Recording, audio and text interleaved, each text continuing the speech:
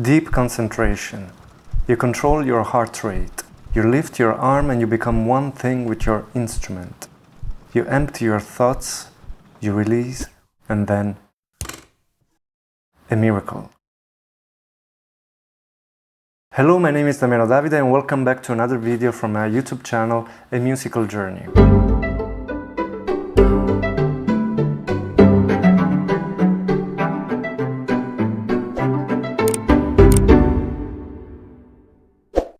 Have you ever considered a musical performance as a ritual? Of course, but what if we see it as a Zen ritual? For those of you unfamiliar with the Zen culture, it is a philosophy more than a religion.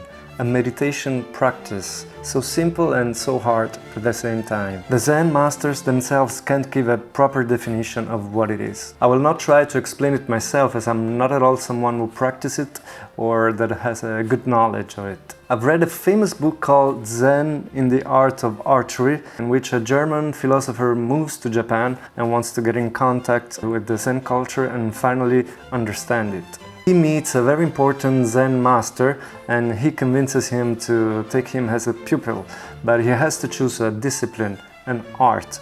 Zen, in fact, can be practiced through poetry, ink painting, calligraphy, gardening, flower arranging, the art of sword, and finally archery. The path of mastering this craft, which is a meditation journey more than a training, gives us a perspective of how hard it is from our point of view to understand the concepts behind that culture. Every art and discipline is just a way to practice Zen and to reach whatever Zen finally is.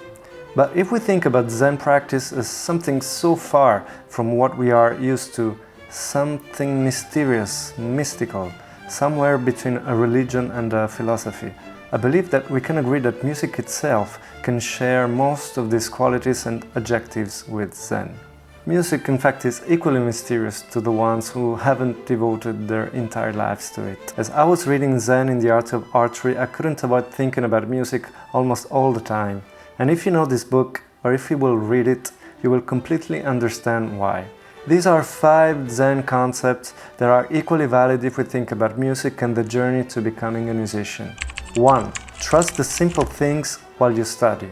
The Zen journey is a long and repetitive one, and before you can get into action, you have to master the first and most important skill, which is patience. Take a small exercise and do it over and over every day for years. You will hate that exercise for sure, and you will probably consider quitting, even once if not many times. But if you trust what you are doing, that tiny little repetitive action will make you stronger in so many ways. The journey to the art of archery begins with the most basic thing of all: breathing. Every instrumentalist's first months are so boring and so terrifying. The young pianists have their cadute di peso, for example, as we call them in Italy, in which you lift your arm and you let it fall to the keys without resistance. The string players have their open strings exercises. The flutists begin in the first months with adapting their lips to the mouthpiece and so on. Before you can play your favorite childish song at your instrument, you have to wait and train your muscles and brain together, and it takes time, a lot of it. 2. Trust your master. You will probably hate your master too, just like it happens in the book, in which the master speaks in mysterious ways and he teaches some things that are simply not possible. And you do hate him, because when he does them, everything seems so natural, so simple and so perfect. And you convince yourself that maybe he's hiding something from you, a secret, that very specific detail that could eventually make you understand everything. Stop. Do not hate him, trust him. I work a lot with young Japanese singers. I teach them Italian opera repertoire, and I've noticed 3 main qualities that they all have: an excellent education, a profound love for the art they have chosen, and finally, they worship their master. And it makes total sense, because Japan, of course, has its roots in Zen culture. Trust your master then, and follow what he says, even if sometimes it doesn't make sense. If you trust him, you will free yourself from swinging between satisfaction and frustration, from being sad when your playing doesn't work, and from being happy when you're doing good. This is another very important Zen concept that we should pursue in music. 3. Become one with your instrument. It's really amazing how Zen in the art of archery sometimes describes the relationship of the archer with the bow. It's impossible not to think about a musical instrument. And just like the archer and the bow, the same instrument will sound totally different in the hands of another musician. Artist and instrument, in fact, they bond together and they become one. Imagine the pupil as a neutral body. His muscles have to adapt to the actions required to play that specific instrument. This is why it takes a long time, and this is also why it's better to start at a very young age. The muscles and the arms have to blend together, with the bow, with the keys, even with the conductor's baton. We're all familiar with the feeling when the body is in harmony with the instrument and when it's not. And we all know that when it does, the sound is so naturally beautiful. In Zen and the art of archery, great importance is given to this aspect. How to handle the bow, how to lift your arm before handling the instrument. There's so much beauty, and it's not a useless beauty. The master can tell if the arrow will be well shot just by watching how the bow is lifted. And it's not some magic foresight. If something's not good from the beginning, it will not be fixed along the way. And in Zen culture, it's not even important to reach the target in any case, but we will talk about that later. 4. Breathing and concentration. This is maybe the heart of the Zen practice. Breathing, concentration, meditation, everything starts from here. Control your breath and then try not to think about it. Concentrate and try to empty your thoughts. Exit from yourself. Forget the fact that you exist.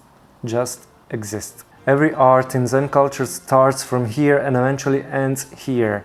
I have not the knowledge and the understanding to talk about this, but it's undeniable the importance of breathing and concentration in music. First, the breathing that precedes a musical act is already music and determines everything that will happen after that, the upbeat, right? But being able to control your breath and your stress before a performance is another story. Good breathing means complete body relaxation. If you think about breathing, you will slow it down, and this helps you control the stress and cancel every other intrusive and negative thought you might have. If you breathe slow, it's easier to focus on the only thing that you have to do and how you have to do it. Since music is a long performance in time, good breathing is essential not only before the performance, but also during the performance, and this is sometimes even harder. If you remember to breathe while you're playing, you will breathe better and more deeply. Your brain and your arms will thank you for that, and your performance will be so much better. 5. Have no goal. This is pure philosophy.